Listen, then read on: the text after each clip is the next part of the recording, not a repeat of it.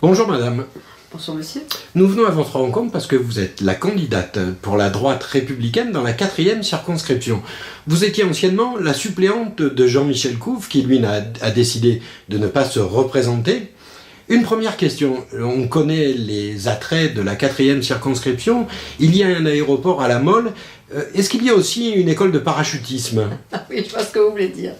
Je ne sais pas s'ils ont une école de parachutisme, mais enfin il se peut qu'il y ait des largages d'ailleurs. On en a un en ce moment, assez célèbre, en l'occurrence c'est Madame Dumont, qui est parachutée, exfiltrée, parachutée de manière extrêmement rocambolesque de la 5e circonscription sur la 4e. Alors vous en avez même deux pour le même prix, toujours de la 5e circonscription, vous avez le directeur général des services qui lui vient de Fréjus, en passant par le fief de Balkany. Lui aussi, de Fréjus, de Saint-Raphaël, ils ont décidé de venir dans la 4e circonscription. Comment expliquez-vous cet attrait? Écoutez, je pense que notre circonscription est une circonscription extrêmement intéressante puisqu'elle attire, toutes les personnes, notamment de la 5e, qui veulent venir porter le fer sur notre territoire et régler les comptes Fréjus-Saint-Raphaël sur le territoire de la 4e circonscription.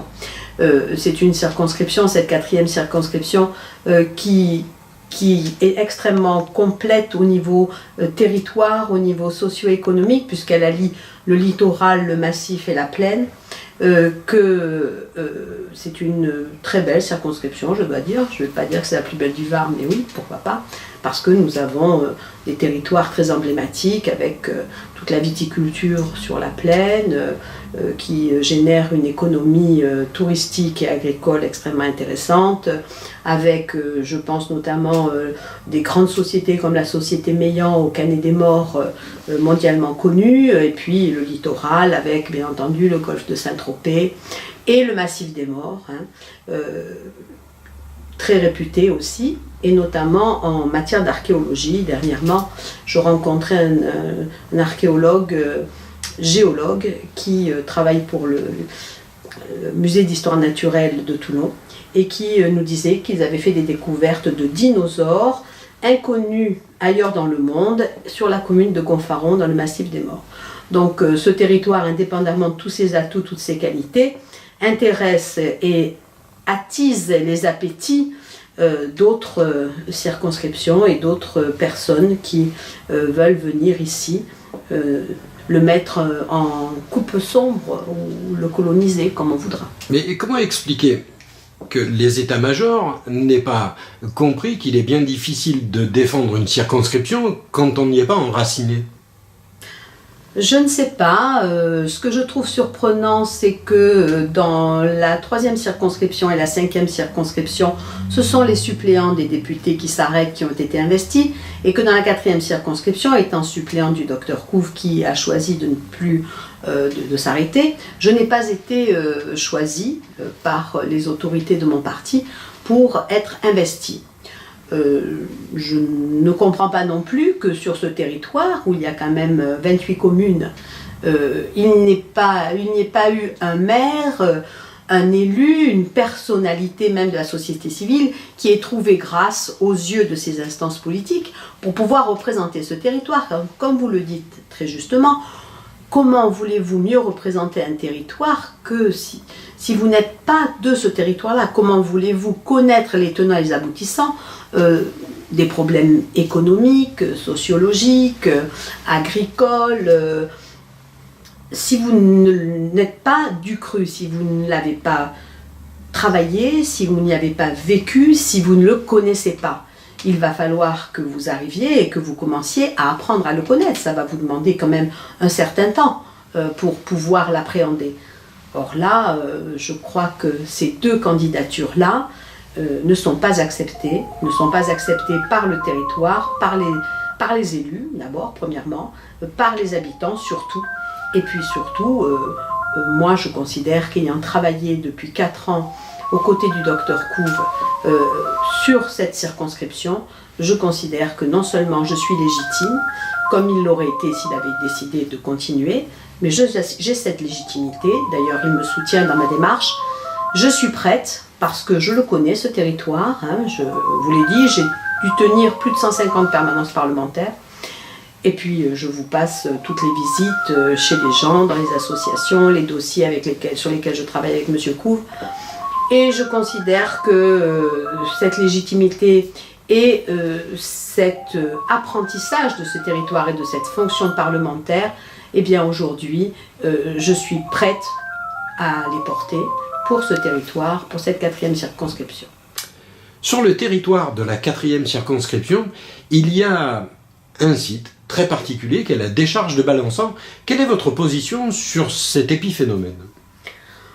Cette décharge de Balançan, elle fait couler beaucoup d'encre et de salive depuis déjà des décennies, on va dire.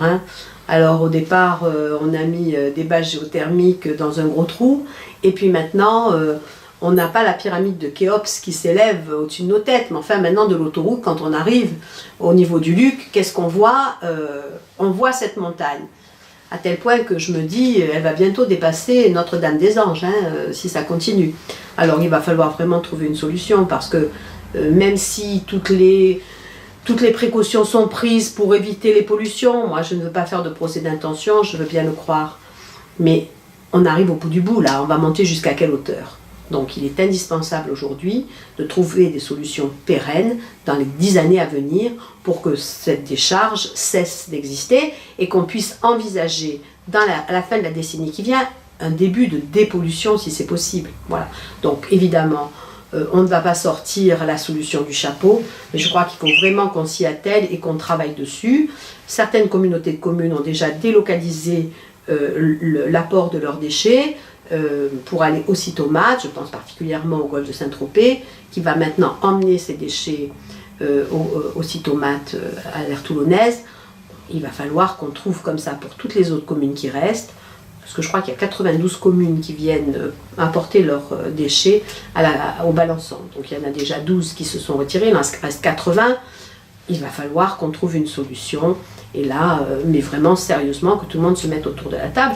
Et si, étant députée, bien entendu, je peux apporter ma pierre à l'édifice, ce sera bien volontiers, parce qu'on est là sur un site absolument magnifique de la Plaine des Morts.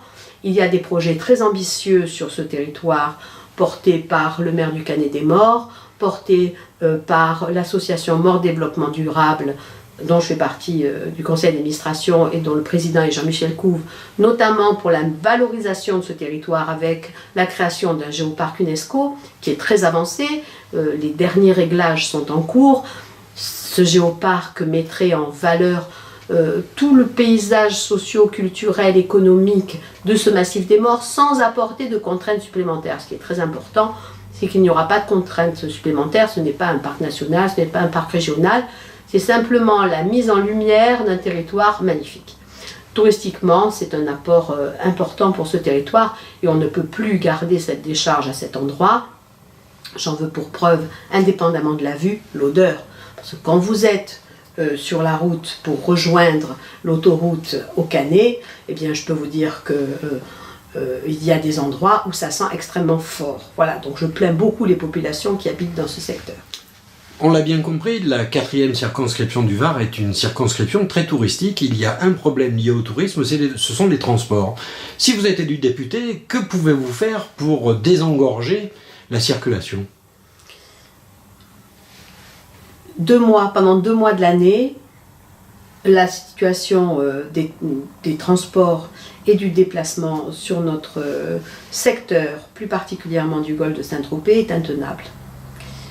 Les artisans, les travailleurs, les employés, les livreurs, les entreprises se retrouvent bloqués pendant des demi-heures, voire des heures dans des bouchons. Les touristes s'énervent. Enfin, cette situation ne peut pas perdurer. Il y a des solutions alternatives qui ont été proposées par le conseil départemental. Plus de bus, ça a apporté une amélioration. Des pistes cyclables, ça apporte aussi une amélioration, mais je crois qu'il est temps et urgent de reprendre vraiment un projet de désenclavement routier important puisque on ne peut pas mettre en place de doublement de tramway. Apparemment, nous n'avons pas les emprises nécessaires, donc il va falloir que vraiment, dans la décennie qui vient, c'est indispensable, voire le plus rapidement possible, j'espère 5-6 ans, on arrive à proposer et à mettre en place vraiment un réseau routier qui nous permette de contourner le point noir de la fosse. C'est indispensable parce que ça n'est plus tenable. Une dernière question, si vous le permettez, qui est un peu dans l'air du temps. Quelle est votre position par rapport au mandat unique ? Ah mais moi le mandat unique, j'y suis favorable. Mais pourquoi ? J'y suis favorable parce que j'ai eu plusieurs mandats électifs en même temps. J'ai été maire, conseillère régionale, présidente de syndicat et vice-présidente d'intercommunalité. Et je peux vous dire qu'on sort de là essoré. Alors évidemment, on a des collaborateurs, on ne fait pas tout seul. On a des collaborateurs qui travaillent bien, on arrive à s'entourer de personnel efficace. Mais il n'en reste pas moins que les responsabilités, les choix, les décisions, les réunions restent sur vos épaules. En France, on a des délais administratifs qui sont chronophages, on a fait preuve souvent de réunionnite aiguë. Tout ça est très chronophage, les journées n'ont que 24 heures. Et je pense qu'au bout d'un certain temps, l'épuisement arrive. Enfin, moi, c'est ce que j'ai constaté. Ça, c'est pour un premier aspect de ce problème de cumul de mandats, c'est qu'un être humain a ses limites, et même, je ne peux pas tout faire. Et puis, ce qui me tient à cœur également, c'est le renouvellement de la classe politique. J'aimerais que vraiment les femmes aient plus de place dans ce monde. C'est une femme qui parle, on pourrait penser que je suis une féministe, non pas du tout, je ne suis pas féministe du tout, je me rends compte simplement que pour une femme, pour pouvoir s'investir et arriver à faire du travail au niveau politique, c'est très compliqué. C'est encore un milieu qui est extrêmement machiste et fermé, même s'il y a beaucoup d'hommes, et moi j'ai la chance de travailler avec des hommes qui sont extrêmement ouverts et pas machos du tout. Je pense au docteur Couve, mais je pense aussi à pas mal de collègues que je ne vais pas citer là, mais pas mal de collègues hommes qui sont très ouverts. Mais il y a quand même encore ce poids qui pèse, ce plafond de verre qui pèse sur les femmes. Et j'espère que ce mandat unique va permettre l'émergence de plus de féminité en politique. Ça apporte du pragmatisme, on apporte une vision des choses différentes, et il ne s'agit pas de dire qu'un tel est supérieur à une telle, pas du tout. Je considère que nous sommes complémentaires avec le côté masculin et le côté féminin. Finalement, c'est notre humanité qui est représentée, et cette complémentarité que peuvent apporter les femmes est indispensable aujourd'hui à la vie politique de notre pays, de nos communes, de nos territoires. Et puis, pour les jeunes. J'espère que les jeunes vont s'investir, j'espère que les jeunes femmes, les jeunes hommes vont venir. Alors en ce moment, nous traversons une crise politique, je pense, dans notre pays, qui n'incite pas les jeunes générations à venir nous rejoindre, à venir s'engager, à venir s'investir. Mais moi, j'appelle ça de mes voeux. Je suis mère de 2 filles qui sont mamans elles-mêmes, je suis grand-mère.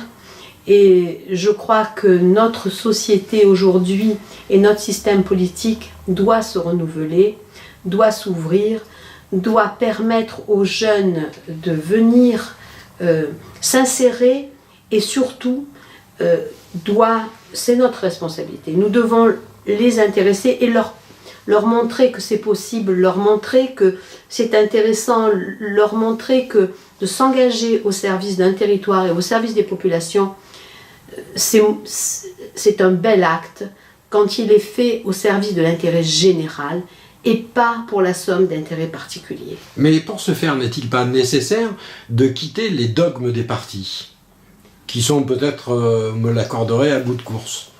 Alors, voilà, moi, depuis 1995, j'ai décidé d'adhérer à un parti politique, en l'occurrence le RPR, et puis bien sûr j'ai suivi à l'UMP, et puis j'ai suivi aux Républicains. C'est un choix que j'ai fait parce que je voulais que les valeurs, mes valeurs, celles dans lesquelles j'ai été élevée, je suis commerçante, fille de commerçant, d'artisan, que je suis également chrétienne, je le dis, que je pensais que ces parties-là représentaient mes valeurs et que pour moi c'était le moment de m'engager plus fermement, plus profondément, d'affirmer ces positions-là, ces valeurs-là. Je reste encore convaincue que quand on veut faire de la politique aujourd'hui, on doit se mettre au service d'une organisation. Je pense qu'un parti, tel qu'on le voit aujourd'hui, arrive à bout de course. Je pense qu'il va, de la même manière que la société se réforme et évolue, je pense que de la même manière, les partis politiques doivent se réformer et doivent évoluer, avec aussi, dans leurs instances, plus de féminité.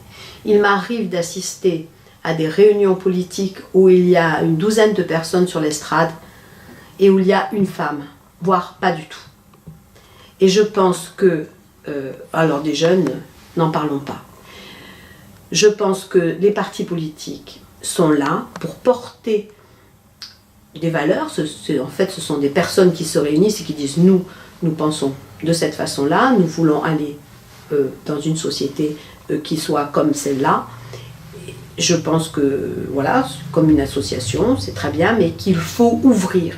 Il faut donner envie aux jeunes et aux femmes de venir. Il faut que les partis se réforment. Nous avons plein de valeurs dans nos partis de droite. Il y a des gens de grande valeur, des quarantenaires qui sont là, des cinquantenaires, des trentenaires, qui ont de la valeur, mais il faut leur donner la possibilité de prendre la suite. Voilà. Eh bien écoutez, je vous remercie, je vous souhaite une bonne campagne et je vous dis à très bientôt. À bientôt, merci.